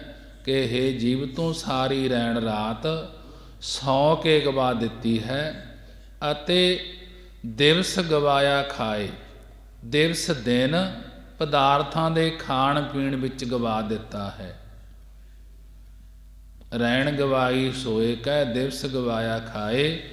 ਕਿ ਹੇ ਜੀਵ, ਤੂੰ ਸਾਰੀ ਰੈਣ ਰਾਤ ਸੌਂ ਕੇ ਗਵਾ ਦਿੱਤੀ ਅਤੇ ਦਿਵਸ ਗਵਾਇਆ ਖਾਏ। ਦਿਵਸ ਦਿਨ ਪਦਾਰਥਾਂ ਦੇ ਖਾਣ ਪੀਣ ਵਿੱਚ ਗਵਾ ਦਿੱਤਾ ਹੈ। ਜੈਸਾ ਕਿ ਬਾਲਕ ਅਵਸਥਾ ਰੂਪੀ ਰਾਤ ਬਾਲਕ ਪੁਣੇ ਦੀਆਂ ਖੇਡਾਂ ਵਿੱਚ, ਜਵਾਨੀ ਰੂਪੀ ਰਾਤ ਵਿਸ਼ਿਆਂ ਵਿੱਚ ਅਤੇ ਸੌਂ ਕੇ ਗਵਾ ਲਈ, ਅਤੇ ਬਿਰਧ ਅਵਸਥਾ ਰੂਪੀ ਦਿਨ ਸਰੀਰ ਤੰਦਰੁਸਤ ਰੱਖਣ ਲਈ ਚੰਗੇ ਚੰਗੇ ਪਦਾਰਥ ਖਾ ਕੇ ਗਵਾ ਲਿਆ ਹੈ। ਅਗਿਆਨੀ ਜੀਵਾਂ ਨੇ ਅਵਿਦਿਆ ਰੂਪੀ ਰਾਤ ਵਿੱਚ ਸੌਂ ਕੇ ਆਪਣੀ ਸਾਰੀ ਉਮਰ ਬੇਅਰਥ ਹੀ ਗਵਾ ਲਈ ਹੈ। ਜਿਹੜੇ ਆਪਣੇ ਆਪ ਨੂੰ ਸ਼ਾਸਤਰਾਂ ਦੇ ਗਿਆਨੀ ਕਹਾਉਂਦੇ ਹਨ ਕਿ ਸਾਨੂੰ ਗਿਆਨ ਰੂਪ ਦਿਨ ਚੜ੍ਹਿਆ ਹੋਇਆ ਹੈ, ਉਹਨਾਂ ਨੇ ਲੋਕਾਂ ਕੋਲੋਂ ਆਪਣੀ ਪੂਜਾ ਕਰਵਾਉਣ ਅਤੇ ਪਦਾਰਥਾਂ ਦੇ ਖਾਣ ਪੀਣ ਵਿੱਚ ਹੀ ਮਨੁੱਖਾ ਸਰੀਰ ਰੂਪੀ ਦਿਨ ਗਵਾ ਲਿਆ ਹੈ। ਗਿਆਨ ਦੇ ਹੰਕਾਰ ਵਿੱਚ ਹੀ ਦਿਨ ਨੂੰ ਗਵਾ ਲਿਆ ਹੈ। ਹੀਰੇ ਜੈਸਾ ਜਨਮ ਹੈ कौडी बदलै जाए। कि हे जीव तेरा यह मनुखा जन्म हीरे वर्गा है, हीरे जैसा है, अमोलक है बड़ा। पर कौडी बदले जाए, जो कौडियां दे बदले, कौडियां दे बट्टे, कौडियां दे भाव अर्थ जा रहा है। हीरे जैसा जन्म है, कौडी बदले जाए। हे जीव तेरा यह मनुखा जन्म हीरे वर्गा अमोलक है, जो कौडियां दे बदले, कौडियां दे बट्टे बेअर्थ जा रहा है, कौडियां दे भाव जा रहा है। कौडी भाव माया के विषयां विकारां दे बट्टे बेअर्थ जा रहा है। कि एक लालची पुरुष दी साखी है कि एक लालची पुरुष नदी दे किनारे तुरिया जा रहा सी कि हीरे जैसा जन्म है, कौडी बदले जाए। इसे पंक्ति ते यह साखी है कि एक लालची पुरुष नदी दे किनारे तुरिया जा रहा सी। उस कोल गुथली विच एक हीरा सी। उसने नदी विच एक गुथली रुड़दी आउंदी होई देखी। उसने सोचा कि इस विच जरूर कोई कीमती वस्तु होवेगी। आपदे कोल हीरा बन्निया होया लड़, पर फिर भी तमा नहीं टिकी कि इस विच भी कुछ होर होवेगा। लालच बस हो के उसने बिना देरी कीतियां नदी विच छाल मार दिती। पानी विच छाल मारन करके उसकी अपनी गुथली हीरे वाली पानी विच रुड़ गई ते दूसरी गुथली नूं लैके बाहर निकल आया। बाहर आके उसने देखा कि उसकी गुथली जिस विच एक हीरा सी वो तां नदी दे विच ही रुड़ गई। फिर मन नूं धीरज दिंदा होया कहण लग्या कि कोई गल नहीं, जेकर एक हीरा चलिया गया है पर इस गुतली विच भी हो सकता है हीरा, कि उस तो भी कीमती वस्तुआं होणगियां। जद उस फकीर ने गुथली नूं खोल के वेख्या तां ओह खोटियां कौडियां दी भरी होई सी। यह देख के उस लालची पुरुष ने बहुत पछतावा कीता ते रोंदा होया करलाउंदा कहता है कि इन्ना कीमती हीरा खोटियां कौडियां दे भाव ही चलिया गया है। भाव के यह मनुखा जन्म जिहड़ा हीरा है एक, यह जो माया दे विच लग के विषयां दे विच लग के यह हीरा है जिहड़ा मनुखा जन्म यह बेअर्थ जा रहा है। मनुख नूं समझाउणा कीता है कि हीरे जैसा जन्म है, कौडी बदले जाए। हे जीव तेरा हे मनुखा जन्म हीरे वर्गा अमोलक है, कौडी बदले जाए। जो कौडियां दे भाव बेअर्थ जा रहा है। नाम न जानिया राम का मूढ़े, फिर पाछै पछताहे रे रहाओ।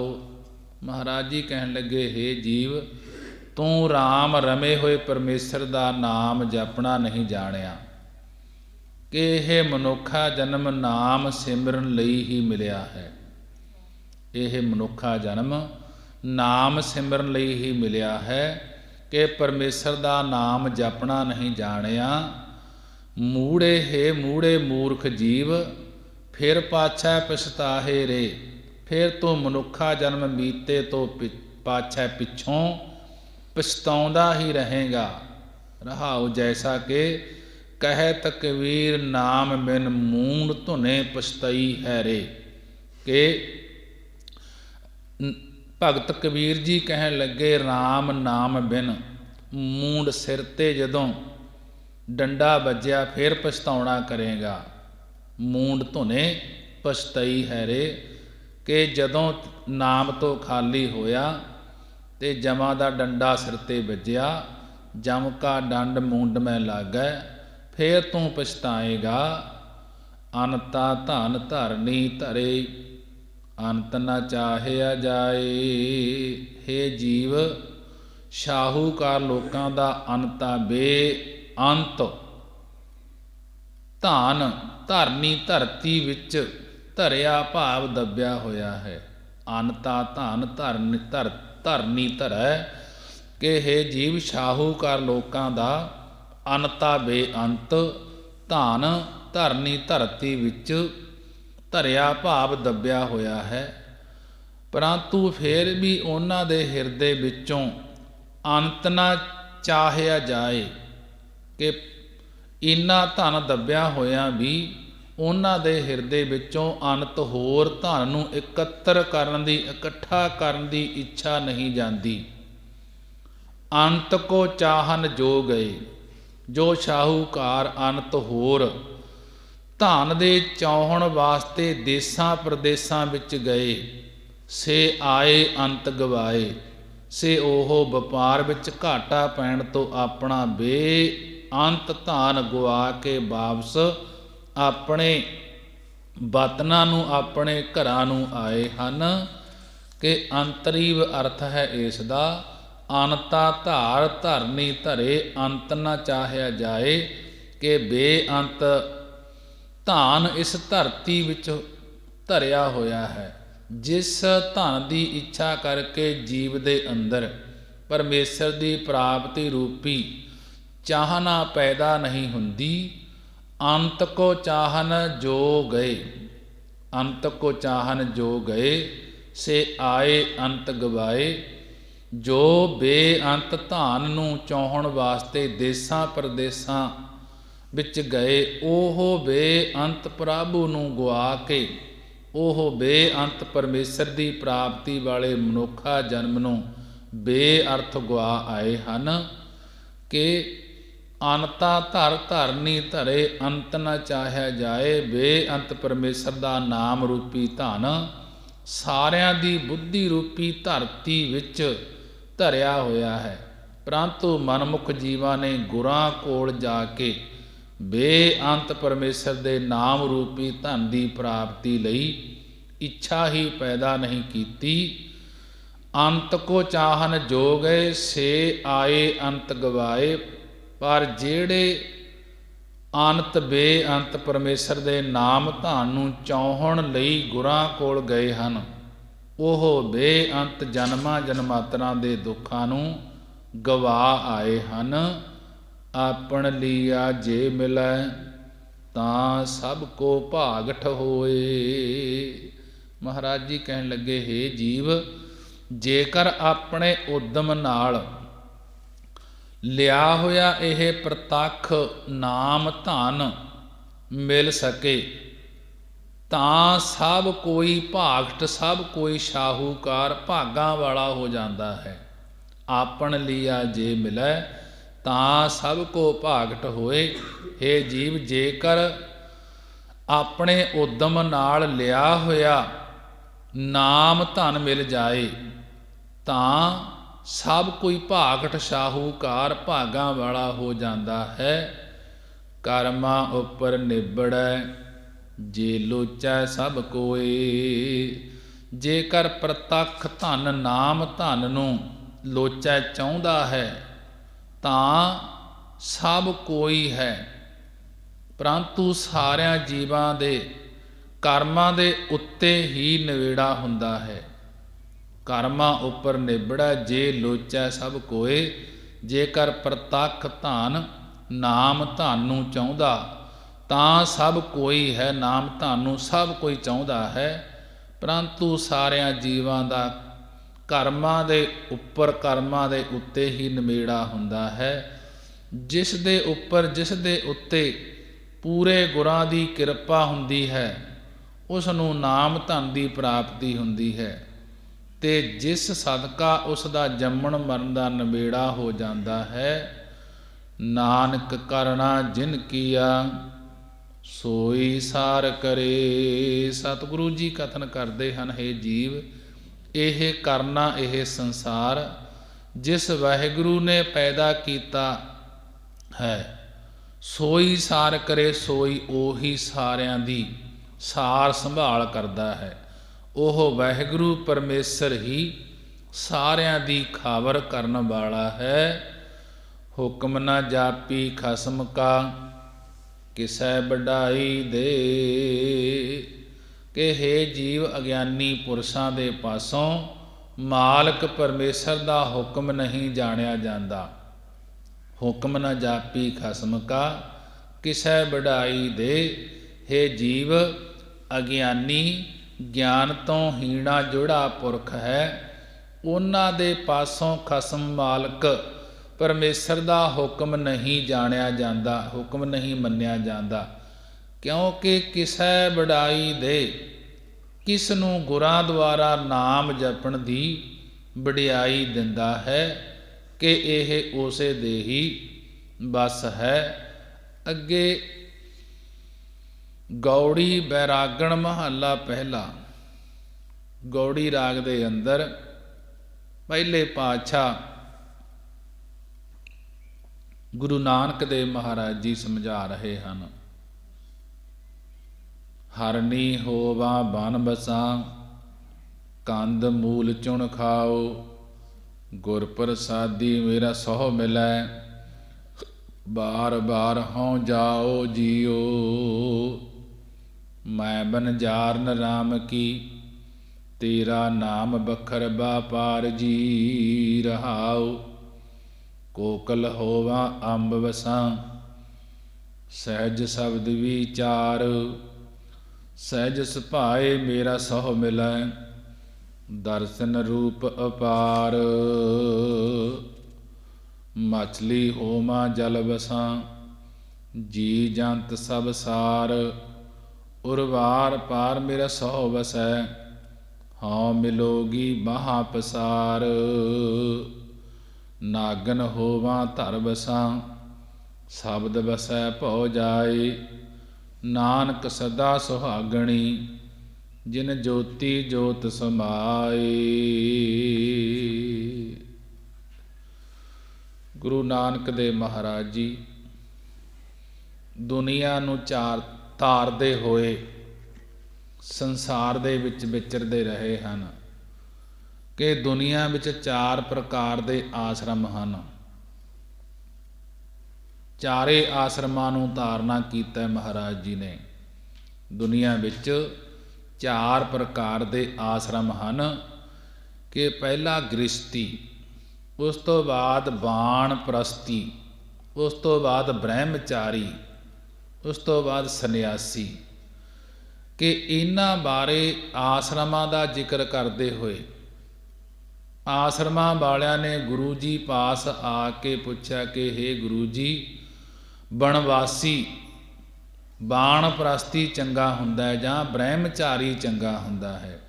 ਬ੍ਰਹਮਚਾਰੀ ਚੰਗਾ ਹੁੰਦਾ ਹੈ ਜਾਂ ਗ੍ਰਸਤੀ ਚੰਗਾ ਹੁੰਦਾ ਹੈ? ਗ੍ਰਸਤੀ ਚੰਗਾ ਹੁੰਦਾ ਹੈ ਜਾਂ ਸੰਨਿਆਸੀ ਚੰਗਾ ਹੁੰਦਾ ਹੈ? ਇਹਨਾਂ ਚਾਰੇ ਆਸ਼ਰਮਾਂ ਵਿੱਚੋਂ ਚੰਗਾ ਕੌਣ ਹੈ?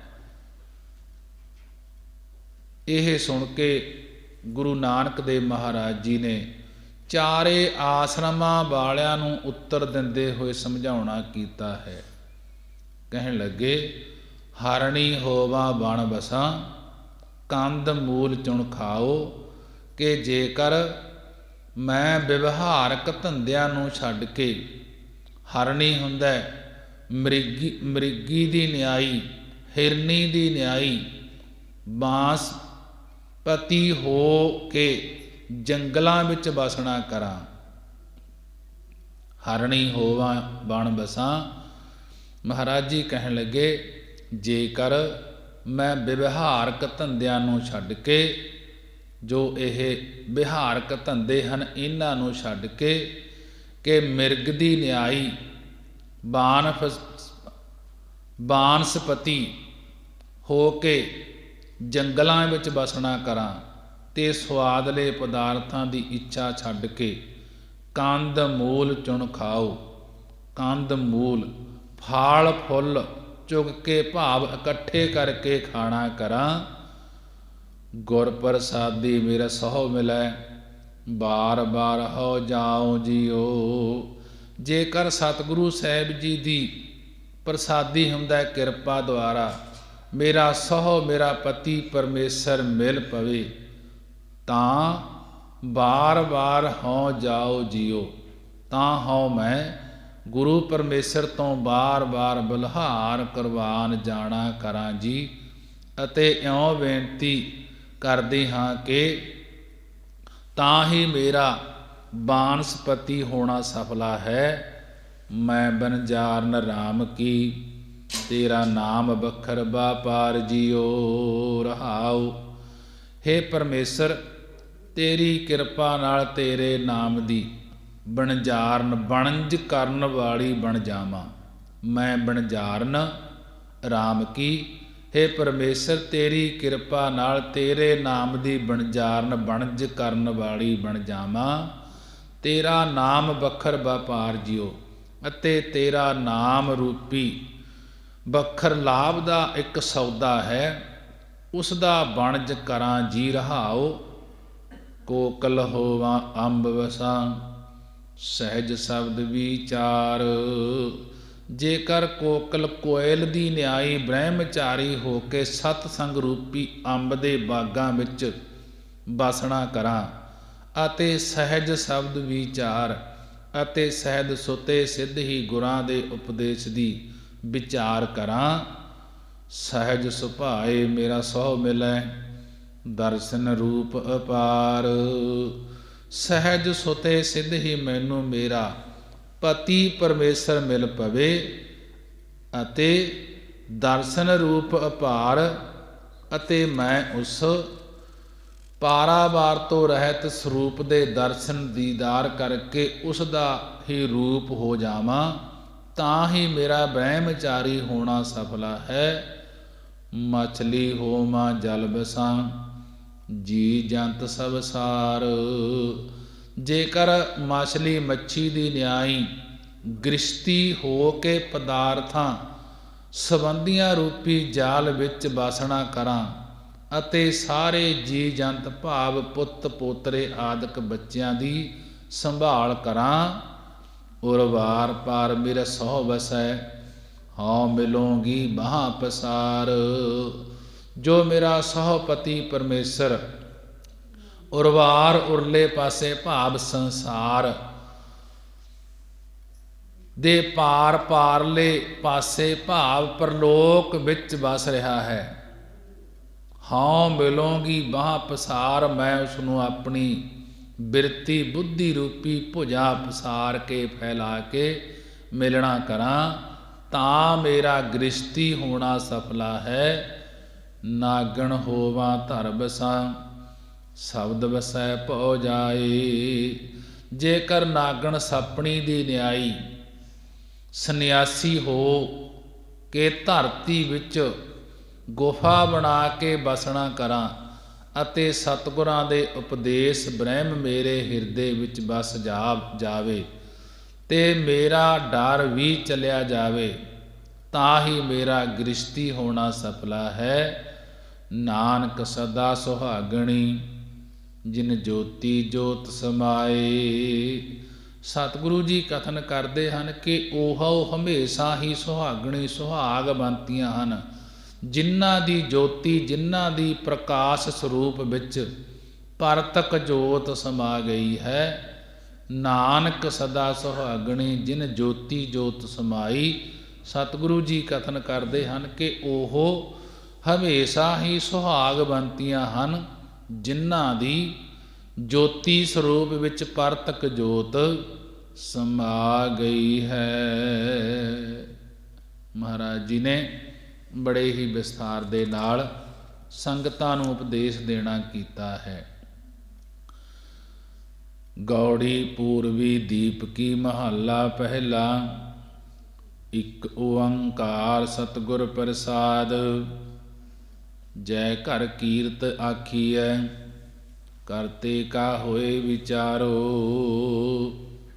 ਤਿਤ ਘਰ ਗਾਵੋ ਸੋਹਿਲਾ, ਸਿਵਰੋ ਸਿਰਜਣਹਾਰੋ। ਤੁਮ ਗਾਵੋ ਮੇਰੇ ਨਿਰਭਉ ਕਾ ਸੋਹਿਲਾ, ਹਉ ਵਾਰੀ ਜਾਓ ਜਿਤ ਸੋਹਲੈ, ਸਦਾ ਸੁਖ ਹੋਏ ਰਹਾਉ। ਨਿਤ ਨਿਤ ਜੀੜੇ ਸੰਭਾਲਿਆਨ, ਦੇਖੈਗਾ ਦੇਵਨਹਾਰ। ਤੇਰੇ ਦਾਨੈ ਕੀਮਤ ਨਾ ਪਵੈ, ਤਿਸ ਦਾਤੇ ਕਵਣ ਸਮਾਰ। ਸੰਬਤ ਸਾਹਾ ਲਿਖਿਆ, ਮਿਲ ਕਰ ਪਾਵਹੁ ਤੇਲ। ਦੇਹੁ ਸੱਜਣ ਅਸੀਂ ਸੜੀਆਂ, ਜਿਉ ਹੋਵੈ ਸਾਹਿਬ ਸਿਉ ਮੇਲ। ਕਰ ਕਰ ਇਹੋ ਪਹੁੰਚਾ, ਸੱਦੜੇ ਨਿਤ ਪਵਨ। ਸੱਦਣ ਹਾਰਾ ਸਿਮਰੀਐ, ਨਾਨਕ ਸੇ ਦੇਹ ਆਵਨ। ਸੱਦਣ ਹਾਰਾ ਸਿਮਰੀਐ, ਨਾਨਕ ਸੇ ਦੇਹ ਆਵਨ। ਸਾਹਿਬ ਸ੍ਰੀ ਗੁਰੂ ਗ੍ਰੰਥ ਸਾਹਿਬ ਮਹਾਰਾਜ ਜੀ ਦੀ ਪਵਿੱਤਰ ਬਾਣੀ ਗੌੜੀ ਰਾਗ ਦੇ ਅੰਦਰ, ਪੂਰਬੀ ਜਾਤੀ ਦੇ ਅੰਦਰ, ਦੀਪਕੀ ਮਹੱਲਾ ਪਹਿਲਾ, ਕਿ ਸ੍ਰੀ ਗੁਰੂ ਨਾਨਕ ਦੇਵ ਮਹਾਰਾਜ ਜੀ ਨੇ ਕਰਤਾਰਪੁਰ ਸਾਹਿਬ ਜੋ ਪਾਕਿਸਤਾਨ ਦੇ ਵਿੱਚ ਮੌਜੂਦ ਹੈ, ਕਿ ਪਾਕਿਸਤਾਨ ਸਾਹਿਬ ਵਿੱਚ ਜਿੱਥੇ ਕੀਰਤਨ ਸੋਹਲਾ ਉਚਾਰਨ ਕੀਤਾ ਹੈ, ਕੀਰਤਨ ਸੋਹਲਾ ਕਰਤਾਰਪੁਰ ਸਾਹਿਬ ਵਿਖੇ ਉਚਾਰਨ ਕੀਤਾ ਹੈ, ਕਿ ਉੱਥੇ ਦਰਬਾਰ ਵਿੱਚ ਦੁਪਹਿਰ ਨੂੰ ਬਿਰਾਜੇ ਹੋਏ ਸਨ ਗੁਰੂ ਨਾਨਕ ਦੇਵ ਮਹਾਰਾਜ ਜੀ। ਕਰਤਾਰਪੁਰ ਸਾਹਿਬ ਵਿਖੇ ਗੁਰੂ ਅੰਗਦ ਦੇਵ ਮਹਾਰਾਜ ਜੀ, ਭਾਈ ਲਹਿਣਾ ਜੀ, ਆਪ ਜੀ ਦੇ ਚਰਨਾਂ ਦੀ ਮੁੱਠੀ ਚੱਪੀ ਕਰ ਰਹੇ ਸਨ, ਭਾਵ ਚਰਨਾਂ ਨੂੰ ਘੁੱਟ ਰਹੇ ਸਨ। ਗੁਰੂ ਸਾਹਿਬ ਜੀ ਦੇ ਚਰਨਾਂ ਵਿੱਚ ਇੱਕਦਮ ਝਰੀਟਾਂ ਨਿਕਲੀਆਂ ਤੇ ਖੂਨ ਸਿਮ ਆਇਆ। ਭਾਈ ਲਹਿਣਾ ਜੀ ਗੁਰੂ ਨਾਨਕ ਦੇਵ ਮਹਾਰਾਜ ਜੀ ਨੂੰ ਕਹਿਣ ਲੱਗੇ, ਮਹਾਰਾਜ ਜੀ ਆਪ ਕਿਤੇ ਬਾਹਰ ਕੰਡਿਆਂ ਵਾਲੇ ਥਾਂ ਤੇ ਗਏ ਨਹੀਂ, ਆਪ ਜੀ ਦੇ ਚਰਨਾਂ ਵਿੱਚੋਂ ਖੂਨ ਕਿਉਂ ਸਿਮ ਆਇਆ ਹੈ? ਅਚਾਨਕ ਹੀ ਖੂਨ ਆ ਗਿਆ। ਇਹ ਕਿਉਂ ਆ ਗਿਆ? ਕਿ ਕੰਡਿਆਂ ਦੇ ਚੋਭ ਕਿਉਂ ਹਨ? ਇਹ ਕੀ ਕਾਰਨ ਹੈ?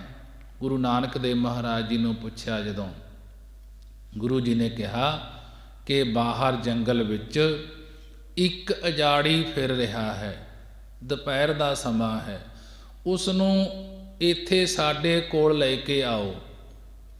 ਇੱਕ ਸਿੱਖ ਨੇ ਜਾ ਕੇ ਉਸ ਆਜੜੀ ਨੂੰ ਲਿਆਂਦਾ।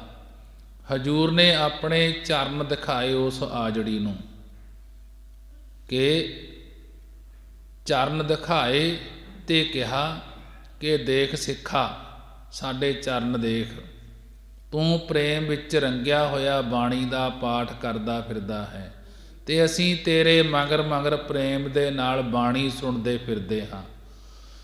ਤੁਸੀਂ ਇਸ ਬਾਣੀ ਨੂੰ ਇੱਕ ਥਾਂ ਤੇ ਟਿਕ ਕੇ ਪੜ੍ਹਿਆ ਕਰੋ।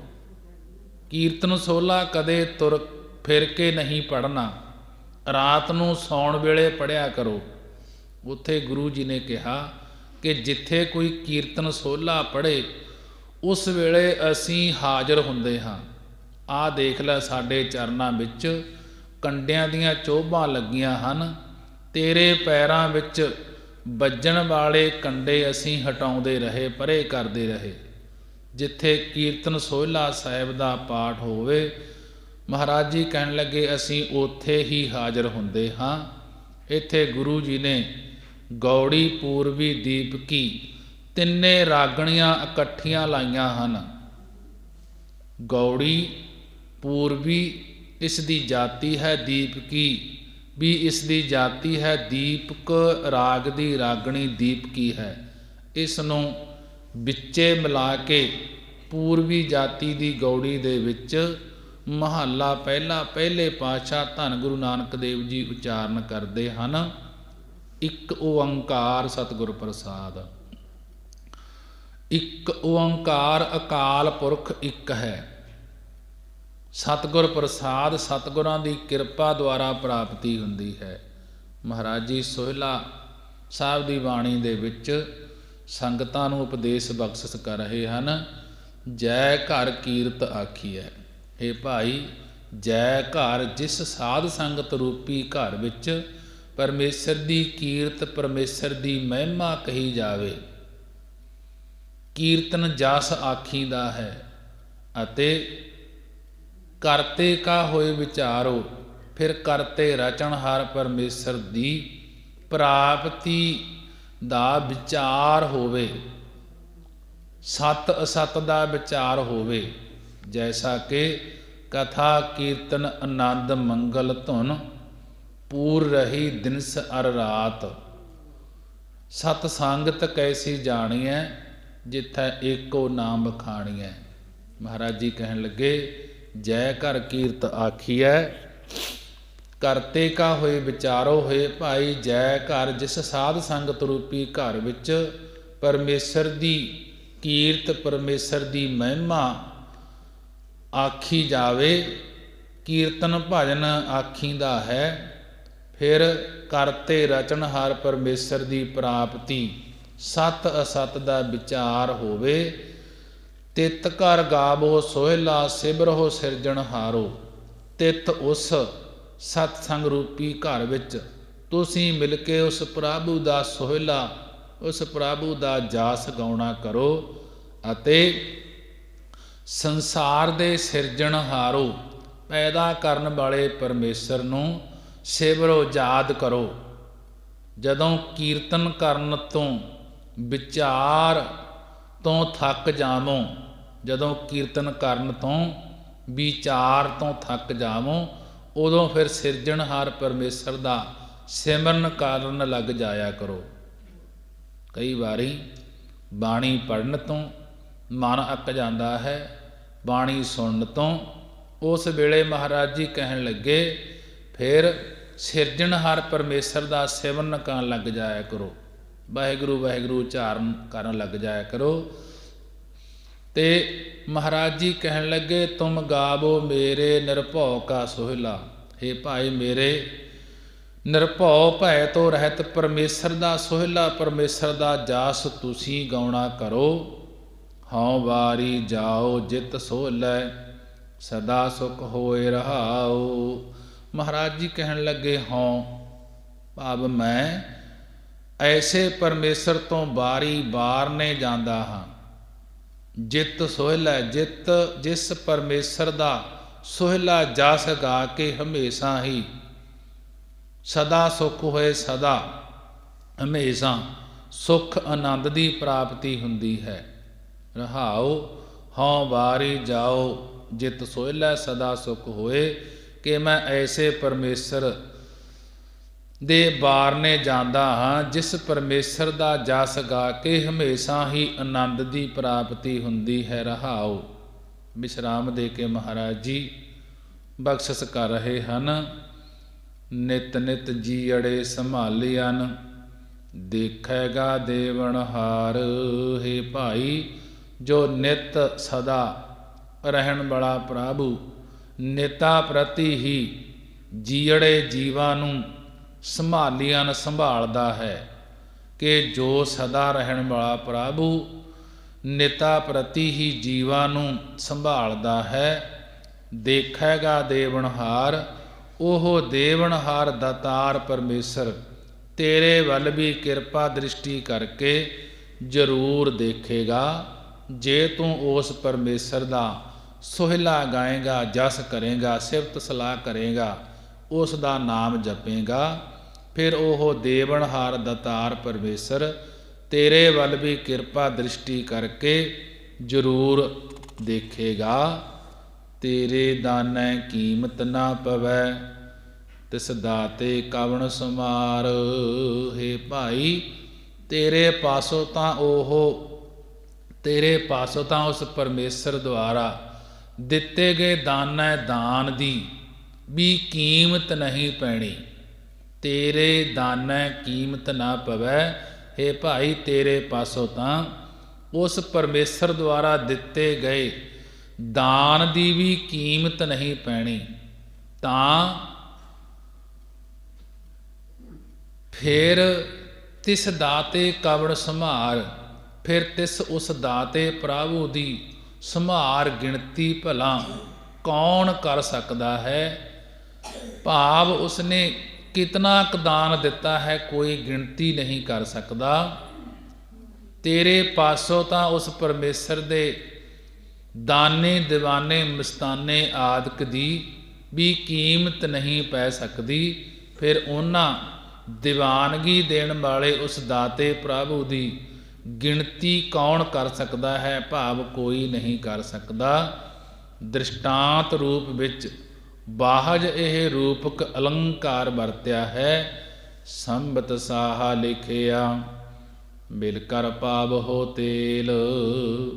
ਸੰਬਤ ਸਾਹਾ ਲਿਖਿਆ ਮਿਲ ਕਰ ਪਾਵਹੁ ਤੇਲ।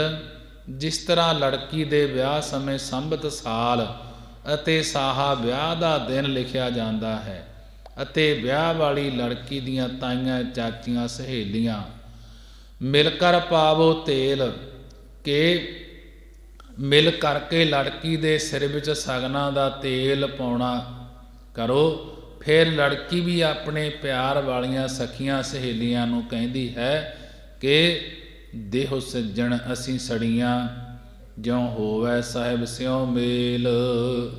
ਹੇ ਸੱਜਣ ਸਖੀਓ, ਤੁਸੀਂ ਸਾਰੀਆਂ ਮੈਨੂੰ ਇੱਕੋ ਜਿਹੀਆਂ ਅਸੀਸਾਂ ਦੇਵੋ ਕਿ ਜਿਸ ਕਰਕੇ ਮੇਰਾ ਸਾਹਿਬ ਮੇਰਾ ਮਾਲਕ ਪਤੀ ਦੇ ਨਾਲ ਸੁਖਦਾਇਕ ਮਿਲਾਪ ਹੋਵੇ। ਘਰ ਘਰ ਇਹੋ ਪਹੁੰਚਾ ਸੱਦੜੇ ਨਿਤ ਪਵਨ। ਫਿਰ ਘਰਾਂ ਘਰਾਂ ਵਿੱਚ ਇਹੋ ਵਿਆਹ ਦੀਆਂ ਪਹੁੰਚਾ ਗੰਢਾਂ ਦੇ ਸੱਦੜੇ ਸਨੇਹੇ ਨਾਈ ਆਦਿਕ ਹਰ ਰੋਜ਼ ਪਵਨ ਪਾਉਂਦੇ ਹਨ, ਸਨੇਹੇ ਦਿੰਦੇ ਹਨ। ਘਰਾਂ ਘਰਾਂ ਵਿੱਚ ਨਾਈ ਪਹੁੰਚ ਕੇ ਇਹੋ ਹੀ ਨਿਤਾ ਪ੍ਰਤੀ ਸੱਦੜੇ ਸਨੇਹੇ ਪਾਉਂਦੇ ਹਨ, ਦਿੰਦੇ ਹਨ। ਸੱਦਣਹਾਰਾ ਸਿਮਰੀਐ ਨਾਨਕ ਸੇ ਦੇਹ ਆਵਨ। ਸਤਿਗੁਰੂ ਜੀ ਕਥਨ ਕਰਦੇ ਹਨ ਕਿ ਸੱਦਣਹਾਰਾ ਸੱਦਣ ਵਾਲੇ ਲਾੜੇ ਨੂੰ ਯਾਦ ਕਰਦਿਆਂ ਕਰਦਿਆਂ ਆਖਰ ਉਹ ਵਿਆਹ ਵਾਲਾ ਦਿਨ ਆ ਜਾਂਦਾ ਹੈ ਕਿ ਵਿਆਹ ਦੀ ਤਰ੍ਹਾਂ ਮੌਤ ਦਾ ਵੀ ਸਾਲ ਤੇ ਦਿਨ ਆਦਿਕ ਲਿਖਿਆ ਜਾਂਦਾ ਹੈ। ਉਹ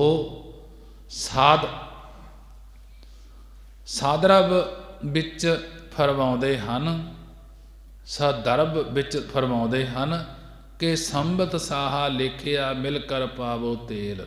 ਇਹ ਭਾਈ ਜੀਵ ਰੂਪੀ ਇਸਤਰੀ ਦਾ ਕਾਲ ਰੂਪੀ ਲਾੜੇ ਨਾਲ ਵਿਆਹੇ ਜਾਣ ਲਈ ਭਾਵ ਮਰ ਜਾਣ ਲਈ ਸੰਬਤ ਸਾਲ ਆਦਿਕ ਨਿਸ਼ਚਿਤ ਸਮਾਂ ਤੇ ਗਿਣ ਕੇ ਸਵਾਸਾਂ ਨੂੰ ਲਿਖਿਆ ਹੋਇਆ ਹੈ। ਜਿਸ ਲਈ ਜੀਵ ਰੂਪੀ ਇਸਤਰੀ ਨੂੰ ਚਾਹੀਦਾ ਹੈ ਕਿ ਮਹਾਤਮਾ ਰੂਪੀ ਸੱਜਣੀਆਂ ਸਖੀਆਂ ਨਾਲ ਮਿਲ ਕਰਕੇ ਪ੍ਰੇਮ ਰੂਪੀ ਤੇਲ ਆਪਣੇ ਅੰਤਹਿਕਰਨ ਆਪਣੇ ਹਿਰਦੇ ਰੂਪੀ ਸਿਰ ਵਿੱਚ ਪਾਉਣਾ ਕਰੇ ਅਤੇ ਮਹਾਤਮਾ ਰੂਪੀ ਸਖੀਆਂ ਨੂੰ ਇਉਂ ਬੇਨਤੀ ਕਰੇ ਕਿ ਦੇਹੋ ਸੱਜਣ ਅਸੀਂ ਸੜੀਆਂ ਜਿਉ ਹੋਵੈ ਸਾਹਿਬ ਸਿਉ ਮੇਲ।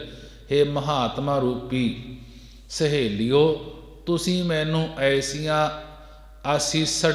ਅਸੀਸਾਂ ਦੇਵੋ ਜਿਸ ਅਸੀਸਾਂ ਦਾ ਸਦਕਾ ਮੇਰਾ ਉਹ ਮਾਲਕ ਪਤੀ ਪਰਮੇਸ਼ਰ ਨਾਲ ਮਿਲਾਪ ਹੋ ਜਾਏ। ਘਰ ਘਰ ਇਹੋ ਪਹੁੰਚਾ ਸੱਦੜੇ ਨਿਤ ਪਵਨ ਕਿ ਘਰਾਂ ਘਰਾਂ ਵਿੱਚ ਲੋਕ ਇਹੋ ਸੁਨੇਹਾ ਦਿੰਦੇ ਹਨ ਕਿ ਅੱਜ ਫਲਾਣਾ ਮਰ ਗਿਆ ਹੈ ਅਤੇ ਇਹੋ ਹੀ ਮਹਾਤਮਾ ਜਨ ਸਤ ਸੰਗਤ ਦੇ ਵਿੱਚ ਨੇਤਾ ਪ੍ਰਤੀ ਸੁਚੇਤ ਕਰਦੇ ਹੋਏ ਮੌਤ ਦੇ ਸੱਦੇ ਪਾਉਂਦੇ ਭਾਵ ਦਿੰਦੇ ਹਨ। ਸੱਦਣਹਾਰਾ ਸਿਮਰਿਐ ਨਾਨਕ ਸੇ ਦੇ ਅਮਨ। ਸਤਿਗੁਰੂ ਜੀ ਕਥਨ ਕਰਦੇ ਹਨ ਕਿ ਹੇ ਭਾਈ, ਉਹ ਸੱਦਣਹਾਰਾ ਸੱਦਣ ਵਾਲੇ ਪਤੀ ਪਰਮੇਸ਼ਰ ਨੂੰ ਹਮੇਸ਼ਾ ਹੀ ਸਿਮਰਿਐ ਯਾਦ ਕਰੋ, ਸਿਮਰਨਾ ਕਰੋ, ਕਿਉਂਕਿ ਤੁਹਾਡੇ ਉੱਤੇ ਵੀ ਉਹ ਮੌਤ ਵਾਲਾ ਦਿਨ ਆ ਰਿਹਾ ਹੈ, ਭਾਵ ਮੌਤ ਨੇੜੇ ਆ ਰਹੀ ਹੈ। ਤੀਸਰਾ ਅਰਥ ਹੈ ਕਿ ਹੇ ਸਤਿਗੁਰੂ ਜੀ, ਉਸ ਪਰਮੇਸ਼ਰ ਦੀ ਪ੍ਰਾਪਤੀ ਕਿਵੇਂ ਹੁੰਦੀ ਹੈ?